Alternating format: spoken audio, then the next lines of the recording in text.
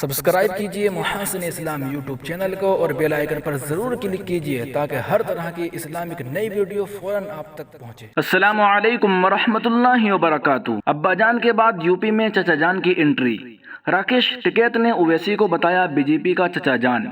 نئی دہلی، اتر پردیش میں اگلے سال ہونے والے اسمبلی انتخابات سے پہلے بیانات کا دور شروع ہو گیا ہے۔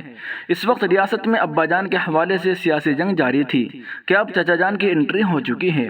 بھارتیہ کسان یونین کے راکیش ٹکیت نے ہاپوڑ میں ایک ریلی کے دوران اے آئی ایم کے سربراہ اسد الدین اویسی کو بھارتیہ جنتا پارٹی کا چچا جان قرار دیا۔ یہاں خطاب کرتے ہوئے راکیش ٹکیت نے بھارتیہ جنتا پارٹی کو نشانہ بنایا۔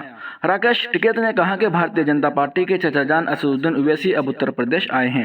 راکیش ٹکیت نے الزام لگایا کہ اگر اسد الدین اویسی بی جے پی کو گالیاں دیتے ہیں تو ان کے خلاف کوئی مقدمہ درج نہیں ہے، کیونکہ یہ دونوں ایک ہی ٹیم ہیں۔ راکیش ٹکیت کسان آندولن کے تحت اتر پردیش کے مختلف علاقوں میں کسانوں سے خطاب کر رہے ہیں۔ بی کے یو لیڈر راکیش ٹکیت نے کہا کہ آج کی حکومت سڑکیں اور فیکٹریاں بیچنے میں مصروف ہے۔ وزیر اعظم نے 2022 تک کسانوں کی آمدنی دوگنی کرنے کی بات کی تھی۔ ہمیں 1 جنوری 2022 سے اپنی فصل کی قیمت دوگنی کرنی چاہیے۔ ہم لوگوں کے درمیان جائیں گے اور اپنی بات بتائیں گے۔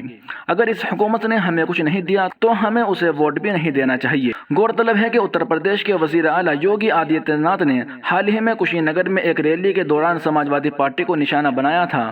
اس دوران انہوں نے کہا تھا کہ ابا جان کہنے والے غریبوں کا سارا راشن کھا جاتے تھے۔